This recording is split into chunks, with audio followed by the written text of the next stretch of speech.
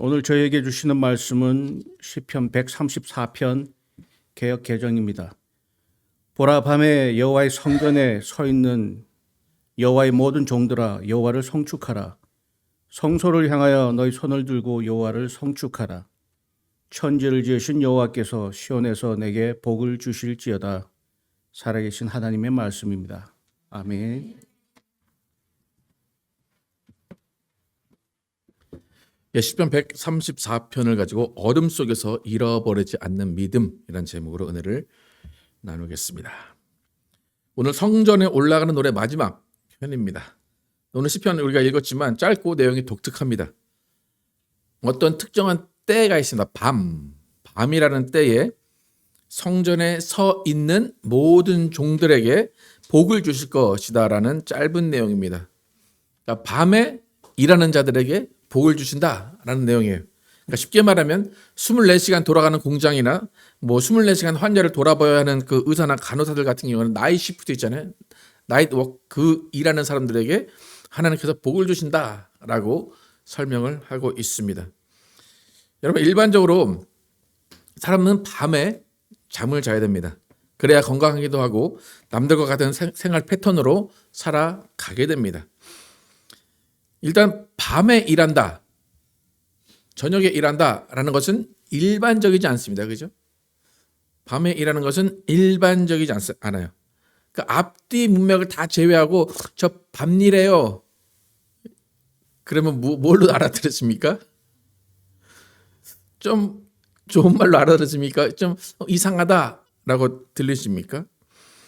그러니까 밤이라는 것 자체가 우리에게 주는 이미지는 뭔가 낮과는 다른 이미지입니다.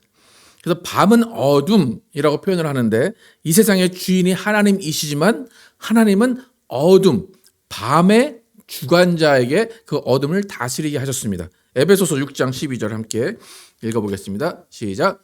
우리의 씨름은 혈과 육을 상대하는 것이 아니요 통치자들과 권세들과 이 어둠의 세상 주관자들과 하늘에 있는 악의 영들을 상대함이라.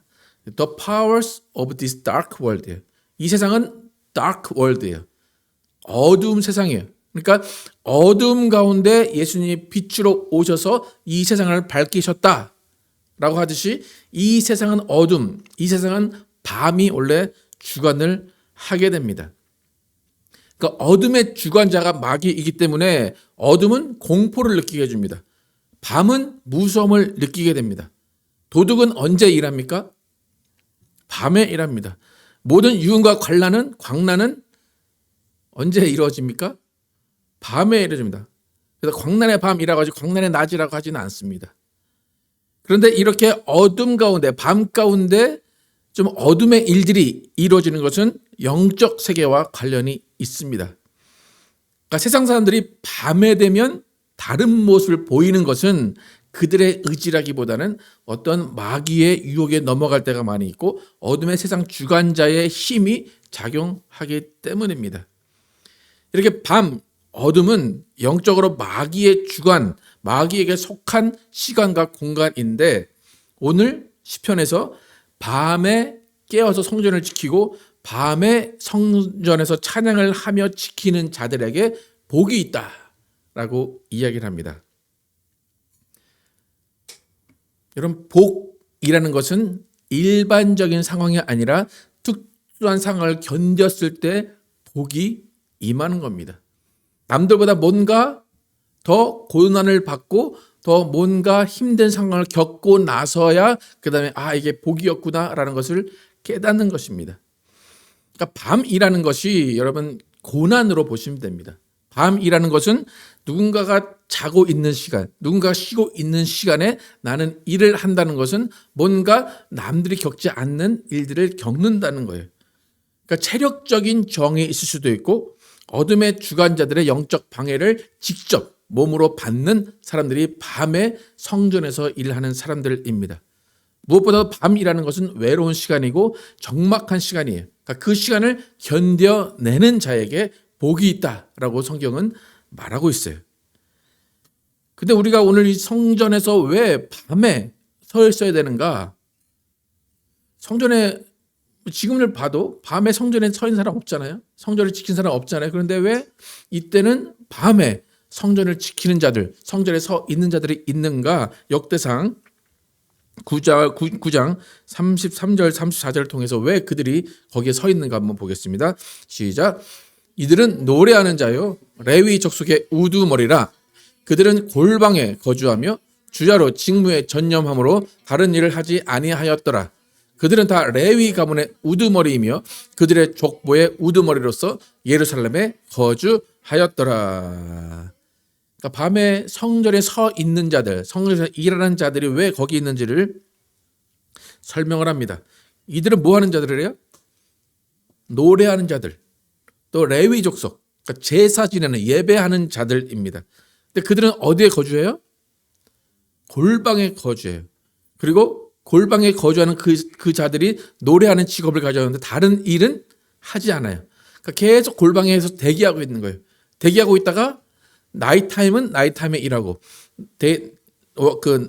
데이타임은 데이타임에 일하고 이 돌아가면서 성전에 서서 예배를 위해서 또 성전에 서서 모든 일들을 감당하는 사람들입니다. 근데 다윗이 저번에 설명했지만 다윗의 장막이라고 우리가 설명을 했죠. 다윗이 왕이 돼서 법궤를 가져왔습니다. 그 법궤를 가져와서 그것을 원래 성막에 갖다 놔야 되는데 성막에 갖다 놓지 않고 자기가 거하는 궁 앞에 뜰에 갖다 놨어요. 그리고 그 뜰에 법궤를 갖다 놓고 법궤를 천막을 쳐놓은 거예요. 그 성막을 다윗의 성막이라고 하는데 다윗의 장막이라고 부르는데 그 다윗의 장막에 오늘 좀 아까 읽은 그 노래하는 사람들이 저녁에 서서 낮에 서서 계속해서 노래를 하고 있는 것입니다.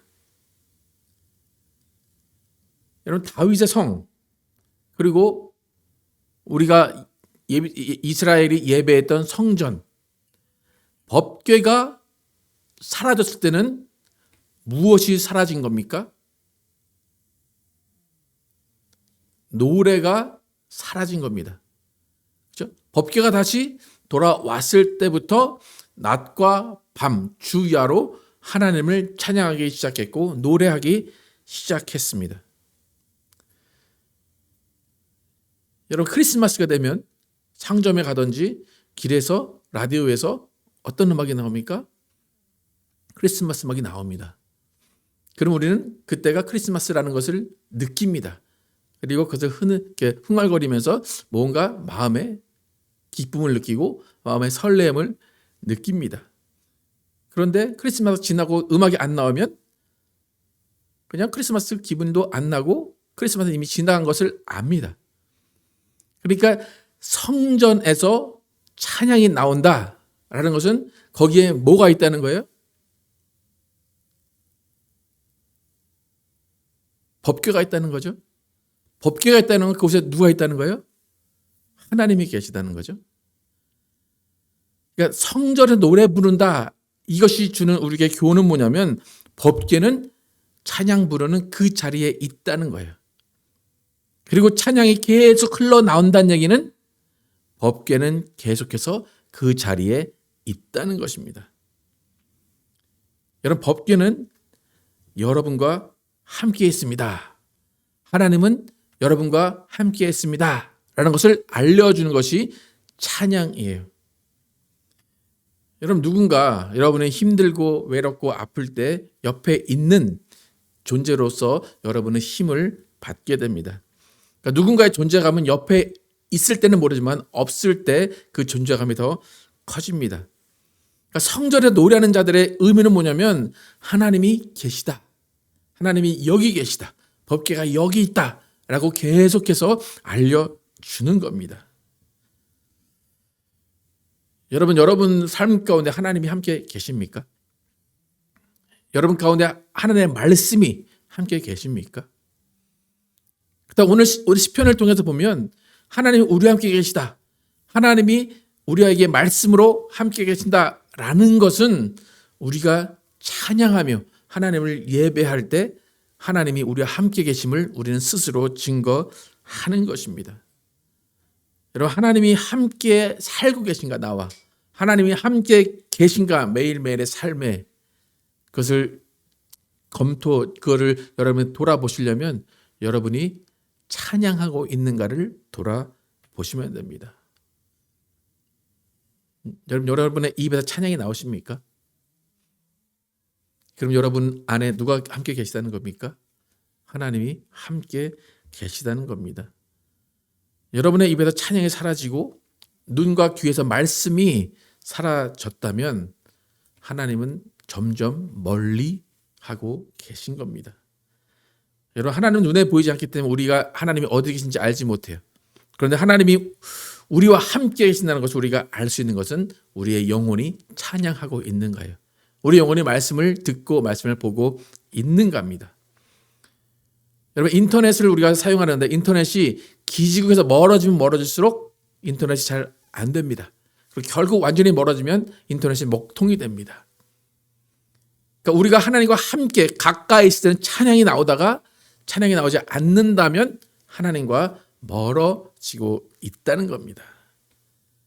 여러분, 우리에게 하나님이 요구하시는 것은 큰 믿음이나 큰 열심을 요구하시는 것이 아니에요. 하나님이 요구하시는 것은 뭐예요? 나와 함께 있자는 거예요.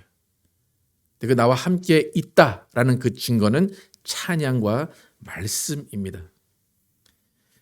여러분, 어떻습니까? 여러분, 밤에 찬양과 말씀이 아니라 화려한 조명이나 어떤 다른 남녀의 목소리가 들린다면 여러분은 있어야 될 자리가 아니라 없어야 될 자리에 있는 겁니다. 밤에도 우리는 찬양이 나와야 되고 낮에도 찬양이 나와야 됩니다. 여러분, 삶을 좀 돌아보십시오.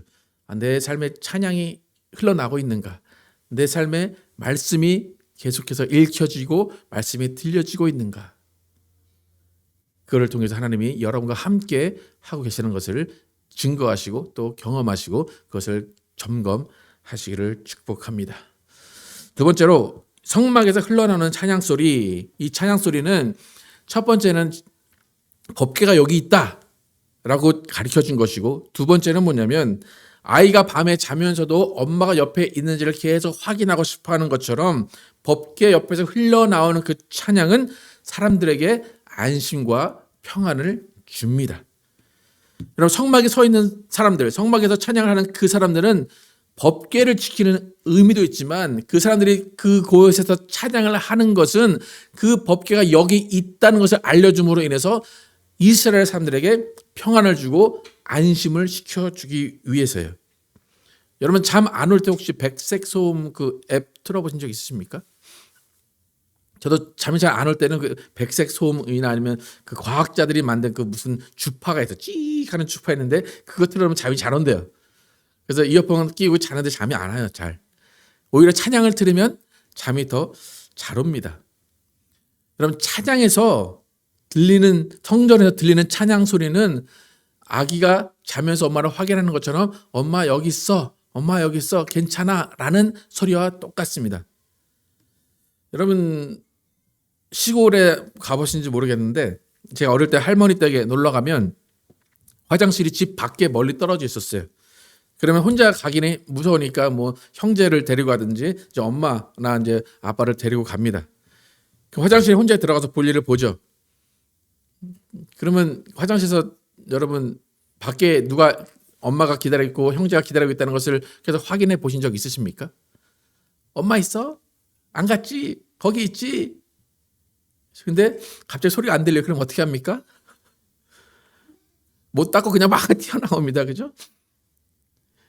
그러니까 밖에 기다리는 시간이 지루하니까 잠깐 어디 갔다가 잠깐 빈 사이에 있어 없어? 라고 물어봤는데 없으면 또 그냥 튀어나오게 됩니다. 그러니까 이 찬양 소리는 뭐냐면 하나님이 나 여기 있어, 나 너를 지켜주고 있어 라는 그 찬양이 계속 들리는 거예요. 그럼 우리 옆에서 찬양을 불러주고 있는 사람이 있다는 것, 찬양이 흘러나오는 곳이 있다는 것은 우리에게 복이고 우리에게 참된 행복이고 축복입니다. 여러분, 찬양을 함께 부를 수 있는 교회가 있다는 것, 찬양을 불러주는 사람이 있다는 것은 축복입니다. 여러분, 때로는 교회가 나에게 해준 게 뭐가 있나라고 얘기할 때가 있어요. 그런데 교회는 존재만으로도 축복이 되는 겁니다. 교회에선 찬양이 흘러나오는 것만으로도 축복이 됩니다. 여러분, 교회가 존재한다, 찬양이 흘러나온다, 말씀이 흘러나온다 라는 것은 누군가는 그 교회를 지키고 있다는 증거예요. 누군가는 그 교회에 있기 때문에 찬양이 나오고 말씀이 나오고 있는 것입니다. 그러니까 법궤는 존재만으로 감사할 일이에요. 법궤는 그곳에 있는 것만으로 감사할 일이에요. 법궤가 뭐 할 일이 있겠어요? 법궤는 가만히 그곳에 있어서 움직이지도 못하는 법궤예요. 근데 그 법궤 때문에 찬양이 흘러나오고, 법궤 때문에 말씀이 흘러나오고, 법궤 때문에 사람들이 안심을 하고 안정감을 얻는 겁니다. 그러니까 이스라엘에게는 법궤가 있는 삶과 법궤가 없는 삶은 전혀 다른 거예요. 그 나무통 하나인데도 불구하고 그 나무통이 있느냐 없느냐는 너무나 다른 삶을 살게 됩니다. 그러니까 여러분, 교회에서 뭘 하든지, 교회가 뭘 하든지 정말 이 교회가 존재하는 것만으로도 여러분 감사하고 축복임을 인정하시기를 축복합니다. 여러분, 교회는 존재하면 됩니다. 교회는 우리 옆에 있어 주기만 하면 됩니다. 근데 교회 안에 있는 성도들도 마찬가지예요. 성도들도 옆에 있어주면 돼요. 여러분, 예배 왔는데 옆에 성도들이 찬양도 안 해주고 나만 찬양하고 있으면 그게 교회 같습니까? 함께 찬양하고 함께 노래하고 함께 말씀을 들어주기 때문에 그것에서 우리는 기쁨을 누리는 겁니다. 옆에 성도들을 볼 때 가끔가다 실망할 때도 있고 귀찮을 때도 있고 마음에 들지 않을 때도 있어요. 그런데 중요한 것은 그들이 뭘 하느냐가 중요한 게 아니에요. 중요한 것은 그들이 옆에 있는가가 중요한 겁니다. 그러니까 옆에 있는 것, 그것만으로 이 사람은 모든 것을 나에게 주고 있다라고 생각을 하셔야 돼요. 그러니까 공동체에서는 각자 자신의 일을 잘 감당하면 돼요. 사람들이 옆에서 자기의 일을 하고 있으면 그것이 교회를 이루고 있다는 것을 인정하시기를 축복합니다. 근데 공동체가 문제가 될 때가 뭐냐면 내 할 일 안 하고 남이 할 일을 참견하면 그때부터 공동체가 문제가 생기게 됩니다. 여러분, 옆 사람을 바라볼 때 그냥 있음에 만족하시기를 축복합니다. 뭔 일 하는지는 보지 마세요. 그냥 지 일하고 있겠지라고 생각하시면 됩니다. 그리고 나는 일을 하는데 왜 저 사람은 저 일을 하지? 나는 쓰레기를 줍는데 저 사람은 쓰레기를 안 줍지? 그런 생각하지 마시고 내가 할 일이 쓰레기 줍는 일이면 내가 쓰레기를 주면 됩니다. 그렇게 해서 교회는 그 모습 가운데 하나가 되는 겁니다. 여러분, 노래할 때도 도레미파솔라시도가 있어요. 그럼 도레미파솔라시도에서 화음으로 하나가 되려면 음을 어떻게 불러야 될까요? 모두가 도를 부르면 그 화음이 맞춰주시고 하모니가 될까요? 절대 안 됩니다. 화음이 되고 하모니가 되려면 모두가 다 다른 소리를 내야 돼요. 도, 미, 솔 다 다른 소리를 내야 돼요. 그래서 그 소리가 겹쳐지고 겹쳐져서 화음이 되고 하나가 되는 것이지 모두가 똑같은 소리를 내는 것은 화음이 이루어질 수 없는 거예요. 그러니까 여러분, 다른 사람이 다른 소리를 낸다고 실망하거나 그것을 정죄하면 안 돼요. 다른 사람은 다른 소리를 내게 되어 있다는 것입니다. 그래서 우리는 옆에 있는 것 자체만으로, 교회가 옆에 있고 성도들이 옆에 있는 것만으로 함께 축복하고 기뻐할 수 있어야 될 것입니다. 세 번째로, 마지막으로 가장 중요한 성전에서 노래하는 자들의 의미는 뭐냐면 파수꾼의 역할을 하고 있다는 겁니다. 에스겔서 3장 17절에서 19절, 에스겔서 3장 17절에서 19절 시작. 인자야, 내가 너를 이스라엘 족속의 파수꾼으로 세웠으니 너는 내 입의 말을 듣고 나를 대신하여 그들을 깨우치라. 가령 내가 악인에게 말하기를 너는 꼭 죽으리라 할 때에 내가 깨우치지 아니하거나 말로 악인에게 일러서 그의 악한 길을 떠나 생명을 구원하게 하지 아니하면 그 악인은 그의 죄악 중에서 죽으려니와 내가 그 피의 핏값을 내 손에서 찾을 것이고 내가 악인을 깨우치되 그가 그의 악한 마음과 악한 행위에서 돌이키지 아니하면 그는 그의 죄악 중에서 죽으려니와 너는 내 생명을 보존하리라. 이 말씀은 에스겔 선지자에게 하신 말씀이에요. 근데 파수꾼의 역할을 알려줍니다. 성전에 서서 노래하는 그 자들의 의무는 찬양하는 거예요. 그냥 찬양하는 것이지만 그와 동시에 자연스럽게 파수꾼의 역할을 합니다. 법궤를 지키기도 하고 사람들을 지키는 역할을 하게 됩니다. 파수꾼의 영어 단어가 뭡니까? 1절 Son of man, I have made you 뭐로 만들었대요? Watchman이요. Watchman. 하나님께서는 우리 모두를 Watchman으로 만드셨습니다.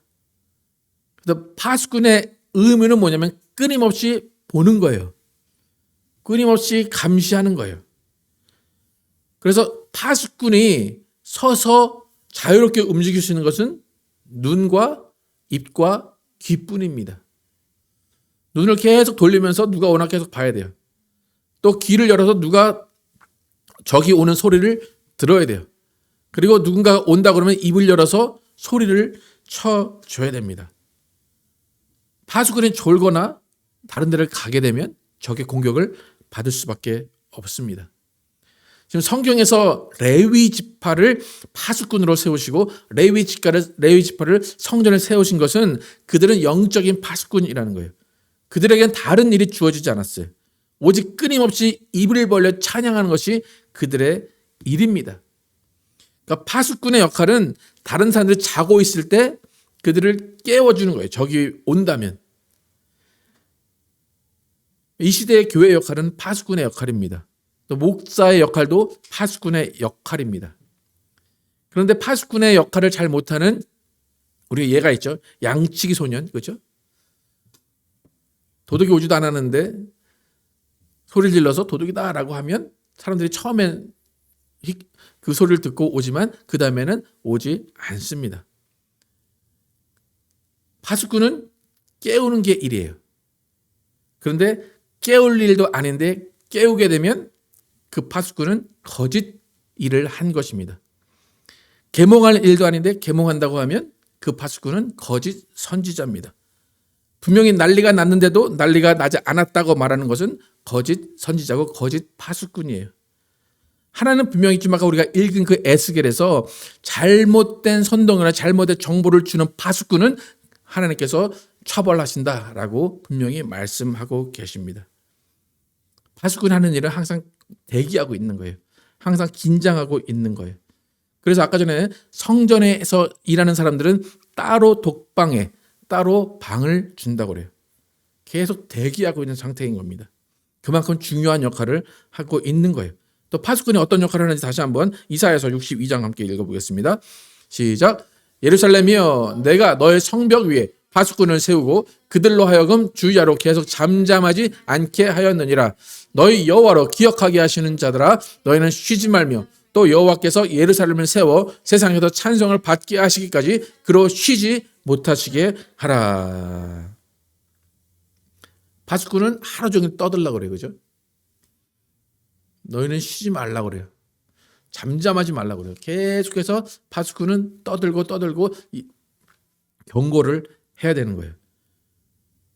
근데 여러분 파수꾼이 말을 하는 것이 귀에 듣기 좋은 소리겠습니까? 별로 듣고 싶지 않은 소리겠습니까? 별로 듣고 싶지 않은 소리겠죠? 예. 파수꾼이 말하는 주제는 뭐겠습니까? 적이 온다 안 온다예요. 다른 주제가 없어요. 파수꾼이 말하는 주제는 적이 오느냐 아느냐, 깨어라 괜찮다라는 얘기입니다. 항상 경계하는 목소리예요. 그러니까 영적인 파수꾼들이 하는 말은 하나님이 계신가 안 계신가를 얘기하는 것이고 너희 영혼이 깨어 있는가 잠들어 있는가를 얘기하는 거예요. 그래서 파수꾼의 역할은 주야로 말씀을 묵상하게 하는 것이고 주야로 하나님을 찬양하게 하는 것입니다. 그러니까 성전에 서 있는 사람들이 복되다라고 오늘 얘기했는데 그 의미는 오직 자기에게 맡겨진 일을 감당하며 하나님을 찬양하고 하나님의 말씀을 듣는 사람이 복되다라는 거예요. 여러분 밤은 지나갑니다. 밤이 지나면 아침이 옵니다. 그런데 그 밤에 아침을 맞이할 수 있도록 안전하게 해주는 사람이 파수꾼입니다. 밤에 일하는 사람은 그 밤을 안전하게 지날 수 있도록 보호하고 그 보호를 제공하는 사람입니다. 우리는 모두 밤이라는 어둠이라는 시간을 지나갑니다. 그 밤이라는 시간, 어둠의 시간, 여러분 누군가의 파수꾼이 되어 주셔야 됩니다. 또 누군가는 나의 파수꾼이 되어 줄 것입니다. 내 영혼의 밤 같은 시간이 지나갈 때 성령님은 우리를 향해서 찬양을 불러주실 것입니다. 교회는 여러분의 밤 같은 시간을 지나갈 때 여러분에게 찬양과 말씀을 들려줄 것입니다. 우리 옆 사람들은 그 모든 상황 가운데, 밤 같은 상황 가운데 우리에게 찬양을 들려주고 말씀을 들려줄 사람들입니다. 그래서 우리 모두는 하나님과 함께 동행하면서 파수꾼으로서 성전을 지키는 사람으로서 깨어서 기도하고 찬양하며 하나님이 함께 하시는 것을 인정하고 하나님을 느끼면서 안정스럽고 기뻐하고 하나님과 동행하는 삶을 사신 여러분과 제가 되기를 예수의 이름으로 축복합니다.